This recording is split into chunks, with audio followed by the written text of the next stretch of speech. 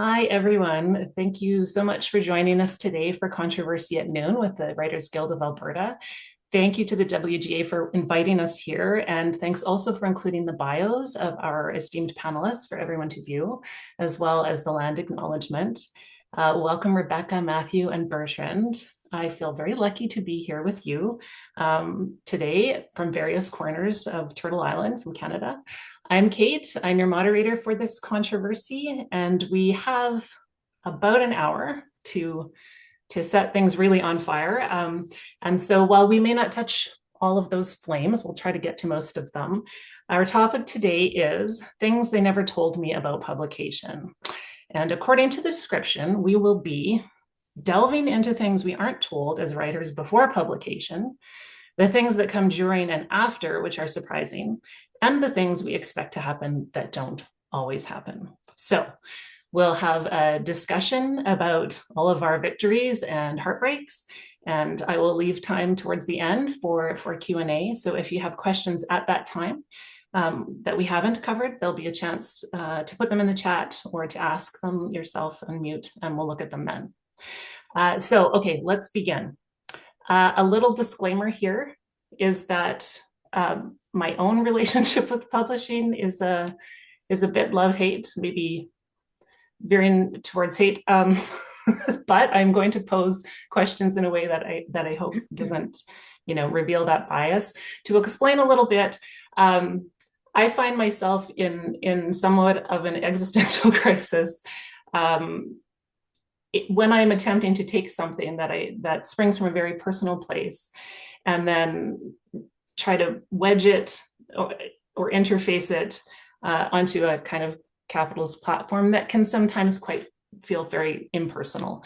It's a weird kind of existence, and I'm so curious about the three of your experiences of that, and we'll get to that. But as the paths to publication are many and varied, I thought I would begin by asking each of you about your path to publication. So what did that look like? The timeline once you started pursuing publication and so on. And then we can get into the good, bad, and the ugly. So I will just start at the top of my screen. Rebecca, can you please share with us your path to publication? Sure. Path to publication. So I always wanted to write, and I always wanted very specifically to write science fiction and fantasy leaning books. So I started quite young, and I started querying in high school with a very bad book, a truly terrible book. It was truly amazing how bad it was. But I queried it, and obviously, full rejection, went terribly. I was not a good writer.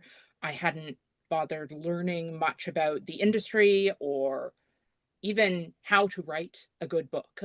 And so when I went to university, I double majored, and one of those majors was creative writing. I went to the UBC creative writing program, and I thought, you can teach writing, and you can teach writing. You absolutely can learn. There's a myth that there's innate talent involved here. And sure, there's some innate talent, but just like anything else, you can learn tools, you can be properly trained, and you can be a better writer. But I will say that the creative writing program there at the time focused a lot more on literary quality of writing rather than commercial publication. And I am at my heart a commercial writer. I write very high concept fantasy and sci-fi. And while I appreciate a pretty turn of phrase, I'm very much a story person.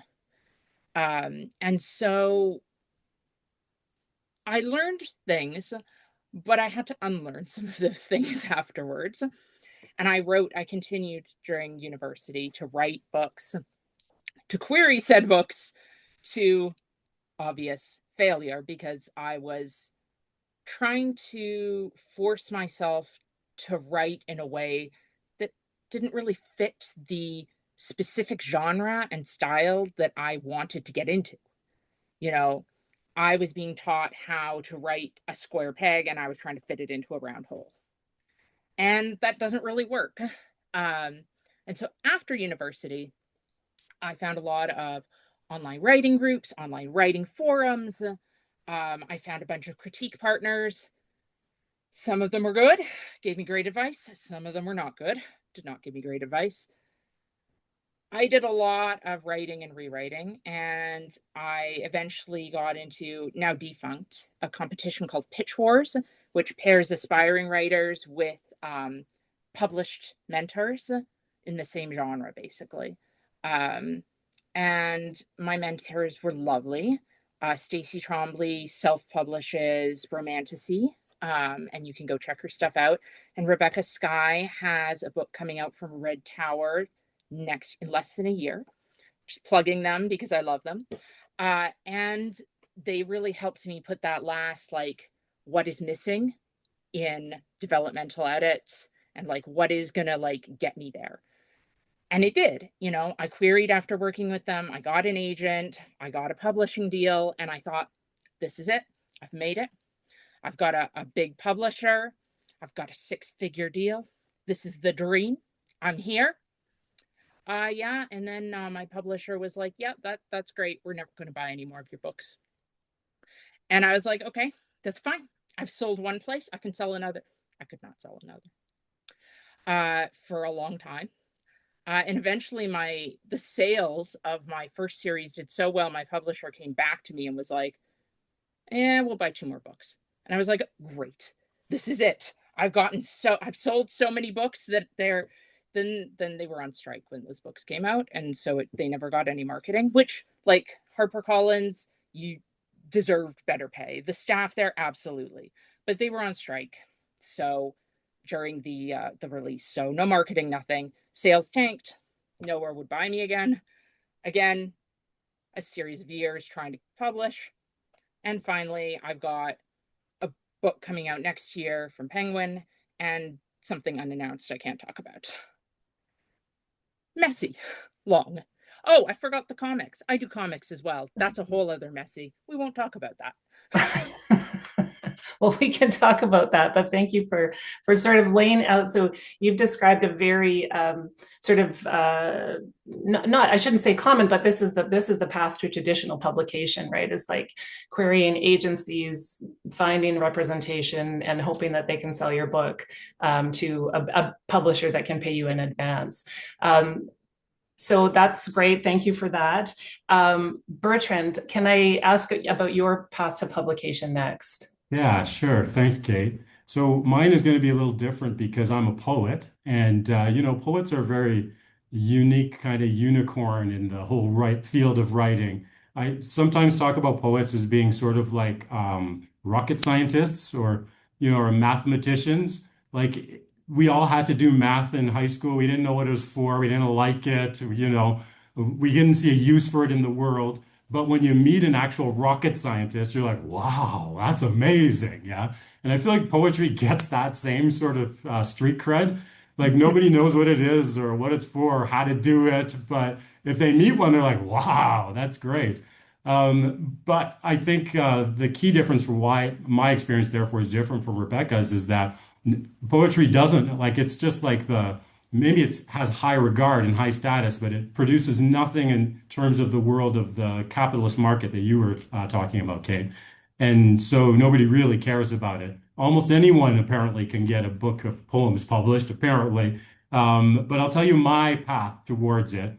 I was a reluctant writer. And that's because, I grew up here in Alberta, is where I'm located in Treaty 7 territory. In Calgary, though right now I'm in Olds. But while I was growing up, there was no real imagery of Black people as intellects or as writers or anything like that. I come from a family of intellects, actually, and so there are books all around me, and most of my family members have terminal degrees and are teaching at universities and things like that. So that was around me, but it was in conflict with the general discourse that I had. And that conflict, I think, created confusion and hesitancy in me. So I never really thought I could be a writer, even though there actually are writers in my family. I didn't know it at the time, but there actually were. I didn't think I could be, and wasn't sure what a writer actually was. I knew there were books and I knew people wrote them, but I didn't think that was a job because nobody I knew actually did that. So, like most immigrant parents, my parents were just happiest if I was doing well at school. And so I tended towards the academy. And there was a point in which I kind of made a choice. So I was always a writer. In fact, I didn't realize this. My mom recently told me that from a very young age, I was always just writing things down, making up stories or writing things. I don't even have a memory of that, but it suits my personality, definitely. So I was always a writer, but I didn't think that the writing could amount to anything, in part, as I told you, because of the conflict between what I saw in my family and what society was telling me about myself. So all I would do is write poems because I didn't really venture to do anything else. I didn't think I could do anything else. And because academics were what my family valued, I saw a route towards being an academic writer. I saw that route. That was clear for me. And so even though I was at UBC and I was in the creative writing program, I just opted to take a few courses in creative writing rather than major in it. And I stayed in English was my majors, not too far away, really. And I decided to focus on that. And I did sort of make that, I don't know, I took that fork in the road and I sort of became an academic. While I was in grad school now in the UK, I've, writing a dissertation is so dry and difficult and boring. And as much as you love the topic, but it's like anything you love a lot. Like if you're just eating spaghetti every single day, even though you love it, you get tired of it. Yeah. And so I did turn to other styles of writing and I started to submit my poems to literary journals. Because now, through my experience in academia, I recognize there is such a thing as literary journals, and this is what poets tend to do. So you submit your poems to literary journals, and they will mostly not accept them, but eventually they might accept them and they publish them. So I was doing this for a long time and I wasn't getting anything accepted. And then all of a sudden, I got a short story out of the blue was accepted by this publication. I can't remember what they're called now, but they're not around anymore. It was out of a university in Ohio. I forget what they're called now. But anyway, they accepted this. I was so surprised. And I thought, okay, now I can be a poet if they can take my fiction. I wasn't even trying that. And so then after that, I just focused on submitting poetry and I never got anything accepted for poetry. They just didn't take anything. And in fact, even my fiction wasn't accepted after that. And I have a theory about why that is, by the way. Yeah, I might as well get to the theory now. Yeah. So the story that was accepted is the only thing that I wrote that didn't have any overt reference to race somehow in it. And I think back then, this is like the early 2000s, I think for whatever reason, it was still seen as a niche or too radical or something like that. Yeah. And Canadian publications in general, yeah, in particular, were very reluctant to accept my work, I saw. I think back then we saw ourselves in Canada as being colorblind. And so somebody who is making race overt is like upsetting the apple cart or is complaining about things that we don't need to complain about. And so, yeah, that was a very hard go there. And then I just stopped trying. I just wrote for myself and I stopped trying until, maybe in the 2010s or teens, I don't know what we call them. But then I tentatively put out a few works and again, didn't really get accepted until I forget what happened. It wasn't Me Too. When was Me Too? Is that like 2015 or so? Was that or? Yeah. So something happened. I remember that was sort of like socially aware, right? And then I noticed that I was starting to get accepted. Yeah. And I thought, okay, maybe this is the moment. This is my window. Okay. So I started to send things out and they were getting accepted. And then finally I got enough single publications that I decided, okay, I can make a manuscript of this and I'll submit the manuscript to a publisher. And this is a very typical route for poets. So you get published in literary journals, you have enough there, and then you submit a manuscript. That manuscript was accepted. I was very surprised. I wasn't expecting that at all. I was planning on sending out this manuscript to multiple publishers.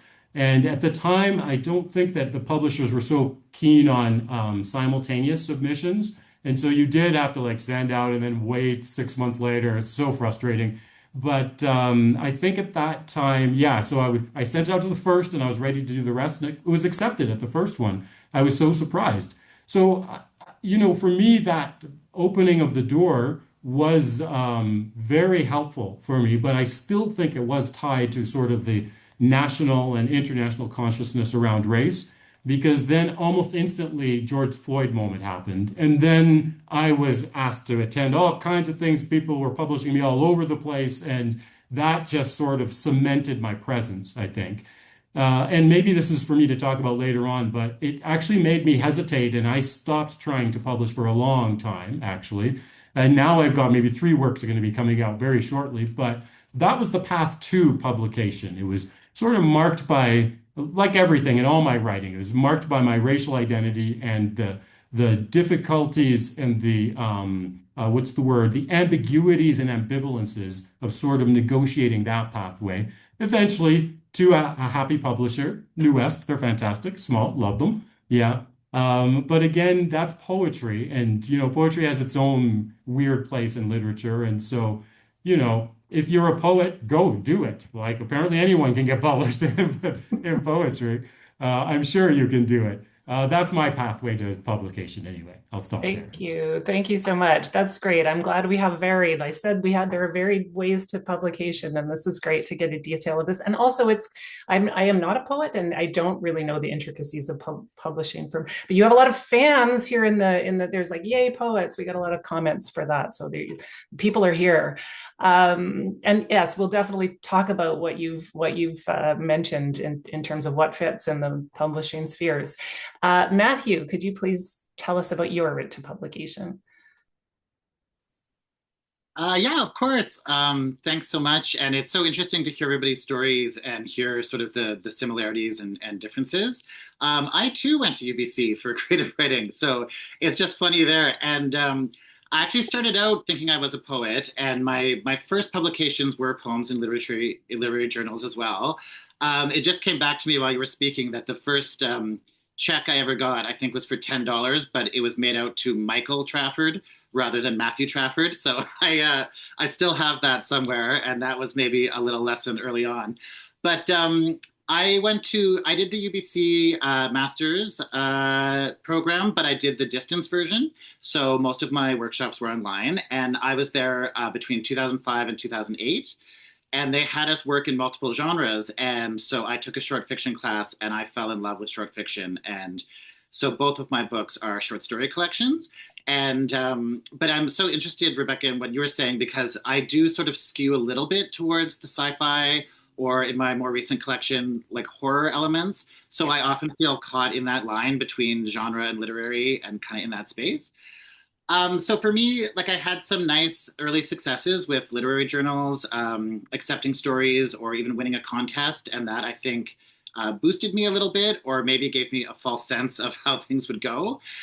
Because once my thesis was finished, which did eventually become my first collection, it got rejected a few times. I would have editors say, "Oh, we saw your story in this. Do you have a collection? Send it to us." And I would. And then they would say, "Oh, no, thank you. We don't think it's ready." So that happened a few times. And, it's discouraging and all that, but I kept working on them. I went to the Banff Center of the Arts and did a program there and worked with some mentors. I was applying to grants and using that time to revise them. And eventually I was invited to have a story in an anthology. It was called Darwin's Bastards, Astounding Tales from Tomorrow. And Douglas and McIntyre put it out. And they were one of the presses that had already rejected me. And people were telling me that if a press has rejected you once, they're never going to take you. Don't send to them again. But Douglas and McIntyre actually reached out and said, we're publishing your story in this anthology. We're kind of wondering what's been going on with you since we last looked at the collection. And I was able to say, well, I've been to Banff. I've worked on it with people. I've had a grant in the interim. So they said, okay, we'll take a look again. And that became my first book. Not too long after that, I actually had a 2-book deal. There was supposed to be a novel afterwards. Not too long after that, my book came out in 2011. Douglas and McIntyre went under, and they folded and they were sold off. And it was sort of back to the howling wilds. And it was 14 years until I had my next book out, which was in this year, in 2025. And in that case, again, it was an editor at Arsenal Pulp Press who I know a little bit socially, who who just said to me, like, do you have a new collection ready? I'm going to be offended if you don't at least give me a shot at it when something's ready. And that was mind blowing to me. And I wasn't feeling like anybody cared really if I ever wrote again. So it was news to me that anybody would be interested like that, and that really lit a fire under me to finish. And luckily, when I submitted, they did take it, and that's who published my second collection this year. Wow, you're describing a process wherein publishing is choosing you. Yeah. Which is not usual. Thank you for that. Something that you said that I just wanted to quickly ask everyone about. You mentioned expectation, just right when you were accepted for publication. So that I was hoping that everyone could just think back, way back when you're starry-eyed and your first work is accepted for publication, and what expectations you might have had once that happened. So, was it whatever, fanfare, like free meals at restaurants, or maybe just the wild hope that your book would appear in a bricks and mortar store for longer than a month or appear at all. So I'll start with you, Bertrand, if you can let me know what was your expectation. Sorry, Zoom. I'm not totally familiar with Zoom. Yeah, it's amazing when you said that. You just took me back to that time, and holy cow. So this is going to sound so strange, but my immediate emotion. So the answer to your question, the short answer is I had none, which sounds ridiculous, okay, but I'll explain it in a moment. My immediate emotion of being accepted for publication, and even after the book was published, it's going to sound so weird. It was embarrassment.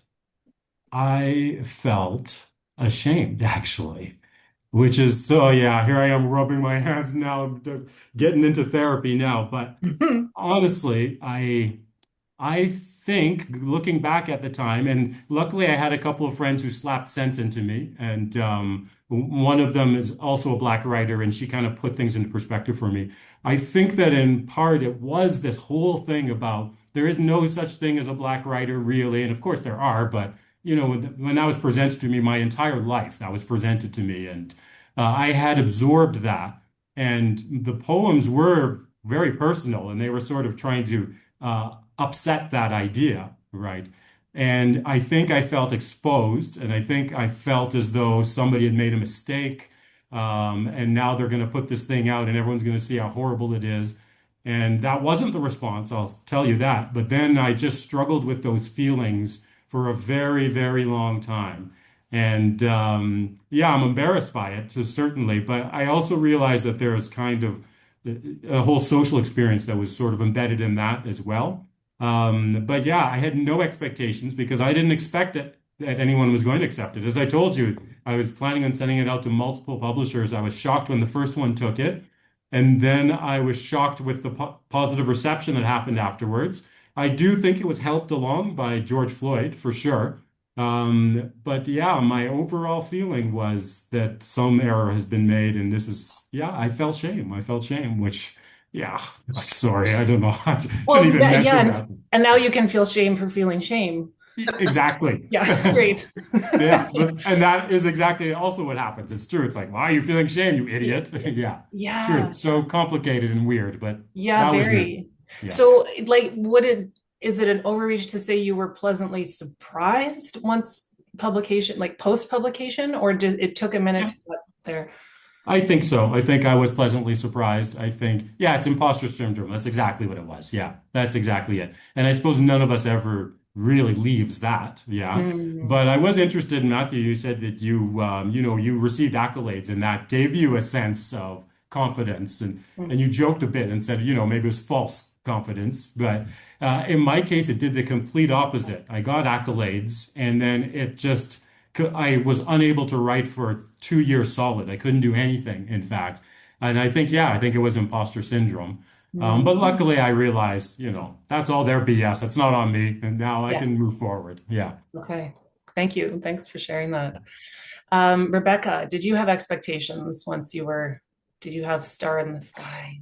Oh God, yeah. I mean, I won't say star. I've always been a very realistic person. So I didn't imagine myself as the next Stephen King rolling in my millions or anything like that. But I did have this idea that once you got your foot in the door, you could keep publishing. You had one book and it would sell, and then you could sell another book.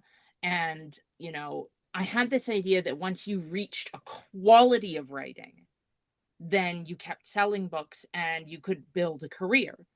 But that is patently not true. There's very little to do with quality in the commercial money-making area of publishing. I think there is some to do, but I think the quality, a lot of it comes in the poetry areas, in the literary short areas, because those ones they can afford to pick what they think is the best. Whereas commercial, you get into some of the, like Bertrand was saying, he got a bunch of sales after Black Lives Matter protests. Publishing jumps on trends. Publishing loves a trend. And it's awful to say, but they use people as trends a lot of times. They use the authors, they use their identities, and they'll use, whatever, they use the other kinds of trends too. You saw vampire trends or dystopian trends or whatever. And so sometimes it doesn't really matter, how good your book is or how interesting or how well written. It just matters, does the publisher think that they can make a bunch of money on it? And I think I also thought that I had pretty good sales for my first series, much more than the publisher expected. I had a comic adaptation that did very, very well. It has 150 million views. So it did very, very well. And there were sales appropriate to that level of views. So I thought, well, I've way outsold what they expected. I've way outsold a lot of people. Surely I can sell another book. No.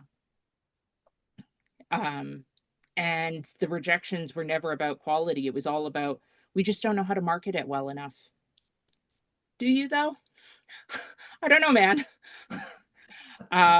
So I think my big, starry sky thing was just that I would have a stable career now, that I would be able to continue publishing, that, I could, I didn't think I'd be living like a king, but I thought, if I was frugal and smart with my money, I could live on it, and I could, build this into a stable career. And there are many things about this industry that are universal, but stability is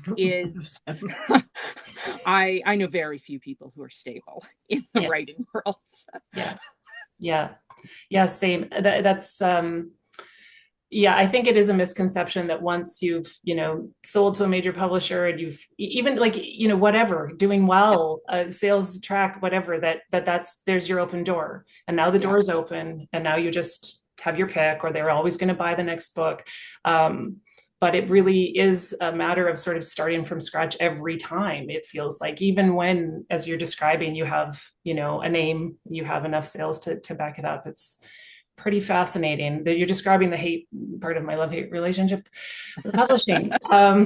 Matthew, you gestured towards expectations not being met when you, well, I guess because the circumstances change. So tell us about that. Yeah, I mean, I would echo a lot of what Bertrand and Rebecca have been saying, and definitely also struggle with imposter syndrome. And I can totally connect with that weird feeling of shame, like you're proud of it maybe in one way, but feel exposed and shameful in another. I too, had expectations, again, not thinking that I would be rich by any means, but I thought that I could earn a regular living, or that there would be some sort of steady base income that would continue for year to year, which is very much not the case. And also, I couldn't get over the expectations of other people. Like a lot of people in the public, I think, have a lot of misconceptions about writers. They think that we're being taken to lunch by our agents or our publishers all the time and going to extravagant parties and making money that just isn't there. Like a lot of people really think if you have a book that's in a store, you must be doing okay or making money from it. And meanwhile, the case is I never earned back my advance on my first novel, which was very modest. But so I don't think I really realized the economics and kind of what you're saying also in terms of how suddenly these aren't your personal, artistic creations anymore. They are, but they're being viewed as a commercial object in late capitalism. And it's all about what shelf on the bookstore does it go on? What is your brand? What aspects of your identity can we market?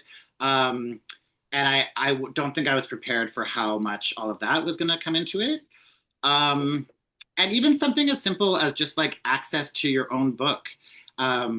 It's not like I thought I could just walk into a store and take one or anything like that. But I just thought I didn't quite realize how much you are just like anyone else have to buy it if you want copies of it.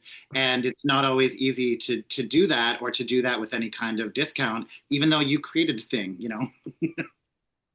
Yeah, that is wild. I think like sometimes, they'll be in your contract, will be like, you get 10 copies or whatever, but it's certainly not like, here's several cases and do with them what you will. Right. And you were all sort of gesturing towards one of my first sort of questions. Because this is Controversy at Noon, I wanted to really like declare some things and then get you to tell me why I'm wrong. Actually, no, I'm going to declare like polar opposites statements on an issue, and then you can tell me like if you are here or somewhere in between and why. And so my first question was about content and yeah, content within publishing. So the first statement is publishers only want you to write certain things, or there is room at the publishing table for everyone and anything. I don't think so. Who did I start with last? I think I started with Bertrand. Yeah. Okay. So, Matthew, let's hear. What do you think? Where do you fall on that? Okay. Sorry. Can you say them again? Publisher. So one is like publishing only wants you to put out certain things. They're only interested. Like publishing wants you to write certain things, or like on the other side is like, no. There's room for it all. There's room for it all. Yeah, that's hard. So I'm not really into the binary, so I'm going to be somewhere in the middle. Fair. But I do think it's both, or at least I have felt at both ends of the spectrum at different times. So certainly, especially in my early experiences, I felt like publishers want you to write a specific thing. I definitely felt like my first short stories were too weird. People didn't know whether they were sci-fi or literature or fantasy or something else. And that made it like I felt like too weird for the literary people, but too normal for the sci-fi people. I often feel like too gay for the straight people, but not queer enough for the really queer group. Like I often feel somewhat in between these kind of labels or these kind of groups that publishers love, as we're saying. And I actually tried with it did affect my writing for a while. I tried to write pure realism. I was like, I'm not going to write anything weird. I'm going to write more marketable things, more normal things. I'm going to write more like other people. And that just wasn't good for me creatively. I wasn't able to do it, which I'm glad of now, but it made that time between books way longer than it had to be. So now I've sort of accepted that my voice or my perspective or just what I'm interested in writing is maybe a little bit weird, a little bit off center. But I'm trying to lean into the opportunities that can bring. And certainly with this recent collection, it is much more identity forward. I feel like when my first collection came out, there was this idea of we don't label books as queer. We don't label writers as queer. But that's changed a little bit. And now there is a real place for that, which again comes with pros and cons. Like in one way, there's this like desperate need for queer storytelling. And that is like wanted in some areas of the market in some circles. And in other ways, there's this huge backlash against it, and people maybe are starting to not want that, or starting to fear the repercussions of that, given everything that's going on politically in the States and elsewhere. So it's really hard as you're writing and pitching and trying to bring things to market to try to anticipate these trends. And what a publisher wants is so difficult to kind of get a real handle on, and they often don't know until they see it, right? So Totally. yeah. Yeah. No, I often, I'm like, they don't know what they want, actually. You're right, exactly right. They don't know until they say, they pretend that they know. And of course, what they really want is like the next best seller. But if they knew what that was, they'd have one on their hands every time. So yeah, interesting. Bertrand, could you add to that what Matthew is discussing about? Yeah, I'm not sure how much more I can add because I think in those last words you said exactly what I would have said, which is that they say one thing and then they act in another way often. So often they do say, yeah, we take everything. We're open to this and that, and please submit this and that. But many of them are sort of beholden to the trends, as Rebecca pointed out, and the tides of the market. I do want to say, though, that I think part of it, or part of the consideration has to do with the size of the press as well. And so smaller presses can be a little bit truer to that sort of thing, because let's face it, they're not really beholden to the market in the same way, and often they're getting grants to support them more so than even their book sales. And so it's a little bit different, but even they are often forced to sort of identify themselves within a particular, I don't want to say pigeonhole, but a niche even, yeah. And so, the one thing I will say about this, the thing I think I can add is that one of the traps I think that writers fall into in trying to live the writer life, I think one of the traps is that we often presume that all of our problems can be solved by writing and writing better. And often that's not the case. You can write, as Rebecca pointed out, you can write fantastic, you can write more, you can do all those things. It doesn't change the needle one bit. And I think the lessons that we often need to learn are how to master other elements in our lives that can help our careers or as writers, as opposed to writing. Uh, Basically, if you can be known somehow, even on a small level, if you can interact with people, if you volunteer at on certain committees, if you can join organizations. As Matthew pointed out, Arsenal, you knew you had a relationship with that editor at Arsenal Pulp Press, yeah? And that sort of instigated the conversation. I think paying attention to those sorts of things, how do we stay known, or how do we be known rather than, I'll just write the next best, blah, blah, blah. I think that might be the thing that can help us out somewhat. That's what I'll add. Okay, thank you. Well said. And also conflicts deeply with my idea that I just want to write in a cave. I just want to go in a cave and write things for the rest of my life. Yeah. Okay. Rebecca, do you have any thoughts? So I definitely agree that the size of the press makes a huge, huge difference.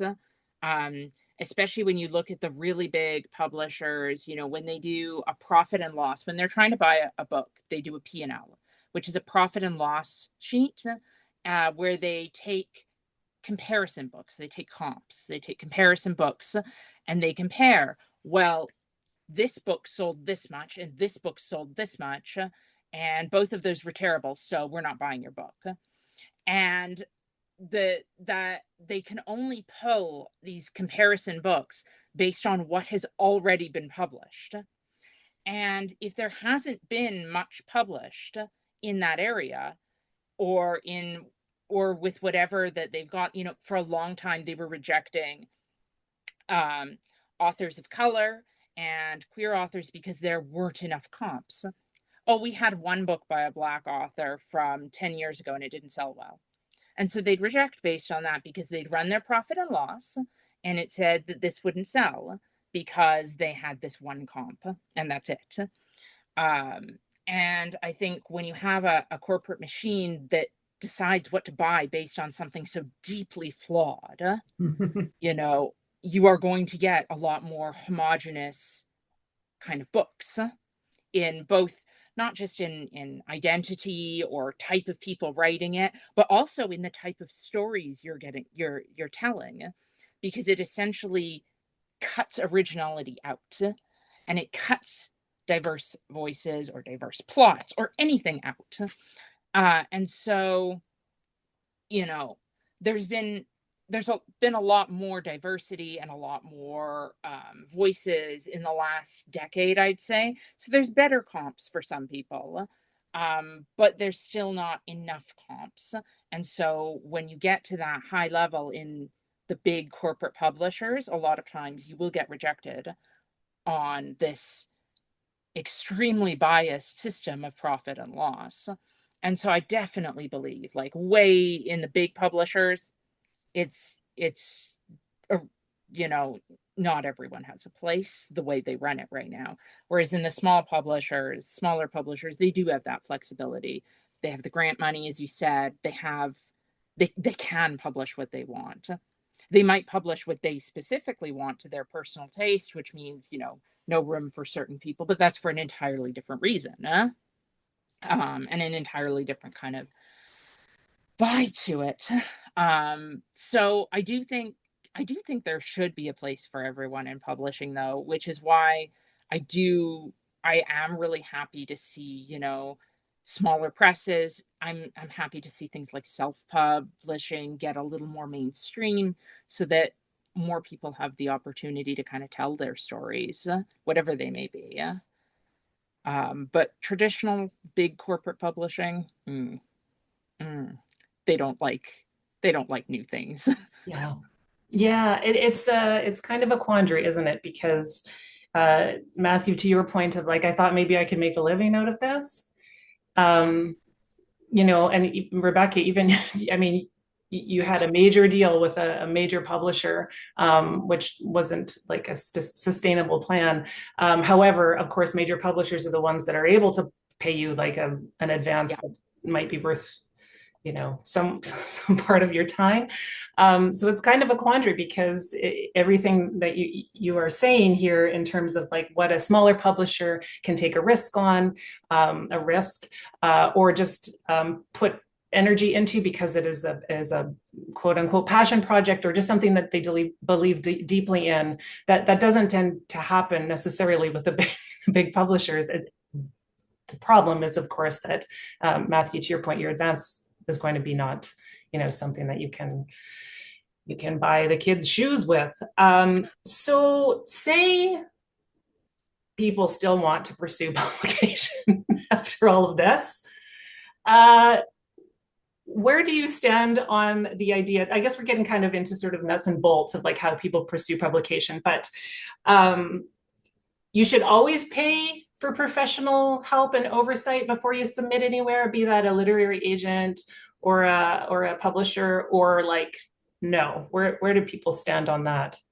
Bertrand, what do you think?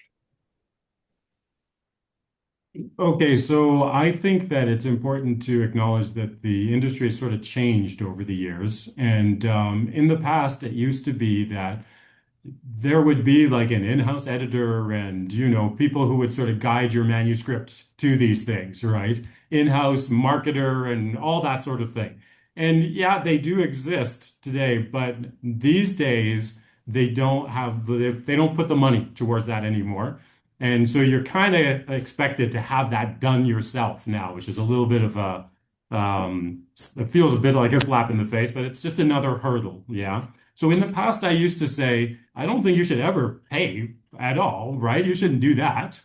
But now I see the terrain is very different, actually. And there's a whole new sub-industry, in fact, of these editors and publishers, et cetera, who will kind of guide you through. Oh, I'm sorry. So your question is about editing, right? Or was it about paying for Yeah, publishing? well, no, it's actually about before you submit to a publisher. No, Yeah, so yeah. yeah, not in the self-publishing Yeah, yeah. vein. Okay, sure, Mhm. sure. Yeah, so I see that the landscape is different now. And I think that, yeah, you can pay money now. That's my view. You can pay money now. and you can strike up a very good relationship with somebody who can help you to get your manuscript to where it needs to be. I remember how, Matthew, you pointed out how at one point you felt as though your work wasn't actually ready, or the publishers said, we don't think this is ready yet. Yeah. And then you didn't publish for a long time, and then you did work at it, and you did work to kind of create something publishable. And I think in that sentiment, you're indicating that we can all use some additional help. We can all use some editing and such. I'm okay with paying for it now, but I think you should find a good editor and a legit one and have a good relationship with that person. So I guess, yeah, long-winded because I'm a writer. I say it's okay. It's okay. Okay, great. Thank you. Matthew, what are your thoughts on that? Um, yeah, it's funny. I'm a bit conflicted because I guess I would say like that is a way that as writers we can earn income. And so I'm now finding in my career I'm being asked to edit for people in this sort of pre-submission way, where they're finishing a manuscript and they're either at the point where they're going to send it to their agent or maybe send it to an editor, but they want someone else to look at it first. And I feel really like privileged when I get those clients and when people reach out to me to do that kind of work. And I like doing that kind of work. So in that sense, I want to encourage people to do it. But on the other hand, and I do think there's a place, for example, for sensitivity reads, especially in today's culture, that might be something you really want to invest in. So I do think there's a place for it, and that it's a good idea for lots of people in various circumstances. But I also think you can kind of lean on it too heavily. And I think coming out of an academic and a workshop tradition, I have this idea that my stories need to be looked at by 10 or 20 people before they're ready. And I'm leaning away from that as I gain more experience. And I'm starting to trust my own instincts more about when a draft is done or when something is how I want it to be. So in that way, I'm leaning away from it. So it's another one of those kind of in-between answers. Yeah, no, it's great. And I think, the trusting yourself does come with time and experience and understanding your own voice as a writer. So that feels like a natural progression towards, when you start and you need all of the feedback. And then as you go on, you need less and less. Rebecca, did you have anything to add to that? I'm going to be the opposite of both of you guys and say that I say you should not pay for editing work, especially if you are early in your career. Very specifically, the earlier you are, the more I think you should not pay for it. Because I think one of the most important things you can do early in your career and early in your writing journey is to develop that muscle yourself. It'll help you become a better writer, to learn how to edit. And the way you do that is by swapping books with people in your same genre who are also aspiring and looking at everything they have done in theirs and going, how would I fix that book? Looking at these broken books that are by other aspiring authors and be like, okay, this person has given me a broken book, because they can't fix their book. How do I fix it? How do I pick this? What would I do to make this better? And, and more importantly, why it's not working. Is it not working here because the pacing is wrong? Is it not working here because the character arc is wrong? Is it not working? Learning to identify what those different problems are in other people's books is one of the most crucial skills, I think, for learning to make your own books good. And so those early, especially those first years where you swap books with other aspiring writers, I think are just so critical for developing your critical eye. And it'll help you also when you when you hear feedback from other authors who are trying to do the same thing and trying to articulate, this is what's not working for me. This is what I think is wrong, and going, what is it wrong? Why do they think that?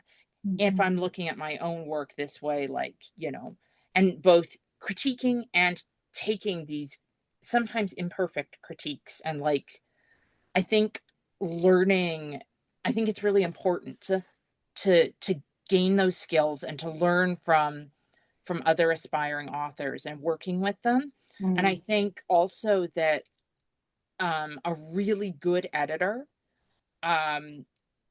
who will give you really good professional feedback, if you're early in your career and you're early in your writing journey and your books aren't there yet, you may not be able to take full advantage of that feedback. I know that, you know, when I was younger and earlier on, I was resistant to some of the things I heard because I was like, I don't know, I don't want to do that, you know, or I don't, you know, that's not the vision. You're pushing it towards a commercial vision, but I wasn't ready to kind of hear that you had to sometimes push certain things towards commercial vision if you wanted to sell big commercially, right? Or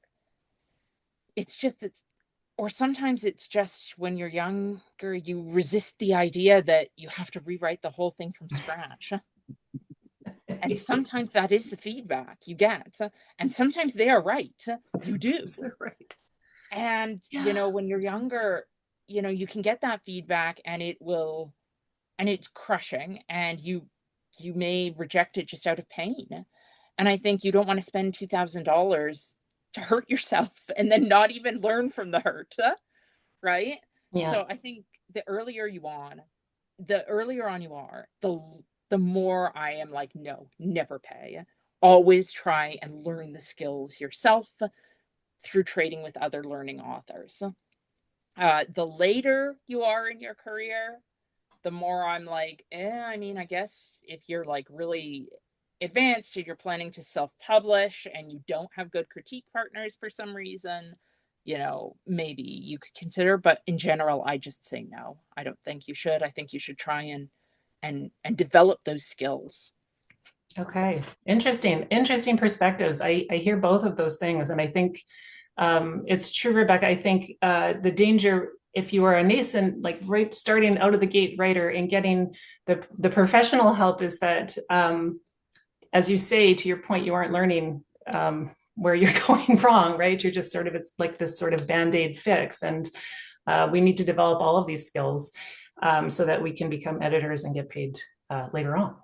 Or not. But Bertrand, to your point of publishers wanting, but not necessarily having the resources, right, of the in-house editing necessarily, I would say maybe small presses are more in those sort of sticky situations. And this also bleeds into another question I have that we won't get to, but which is adjacent to, you know, the author doing everything themselves and related to marketing, which, you know, publishers, that's sort of what you're supposed to have when you have a publisher, is this marketing piece of it, and how that work is getting downloaded to creatives more and more.